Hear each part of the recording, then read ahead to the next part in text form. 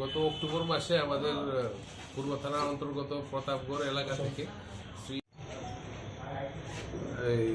গত অক্টোবর মাসে আমাদের এই প্রতাপগড়ে বসাকপাড়াতে শ্রী রাকেশ সাহা এবং শ্রী ভোলা বণিক এই দুজনের বাড়িতে চুরি হয়েছিল বলে আমাদের কাছে অভিযোগ এসেছিল। তার পরিপ্রেক্ষিতে আমরা একটি মামলা নিয়ে তদন্ত শুরু করি। মামলার নাম্বার হচ্ছে 122/2024। সেই মামলাতে আমরা এই 3 জন চোরকে অ্যারেস্ট করেছিলাম, তারা এখন জেলে আছে।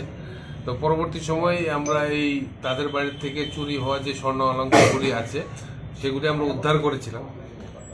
এখন আজকে আমরা মাননীয় আদালতের আদেশ মূলে এই স্বর্ণ অলঙ্কারগুলি আমরা সেই তাদের প্রকৃত মালিক শ্রী ভোলা বণিক এবং শ্রী রাকেশ সাহার কাছে আমরা তাদেরকে আমরা দিয়ে দেব আদালতের আদেশ মূলে।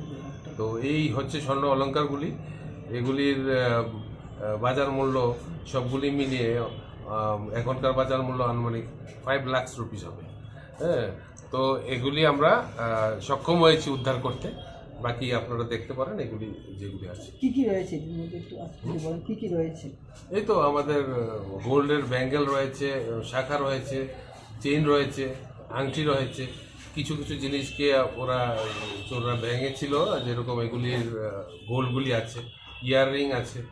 কতজন জড়িত ছিল? এই 3 জন চোর ছিল জড়িত, তারা এখন জেলে আছে। তাদের নাম দাম কি জানতে পেরেছেন? একজনের নাম হচ্ছে সায়ন সরকার, একজনের নাম হচ্ছে প্রীতম থাপা, আরেকজনের নাম হচ্ছে শ্রী রাজু দাস।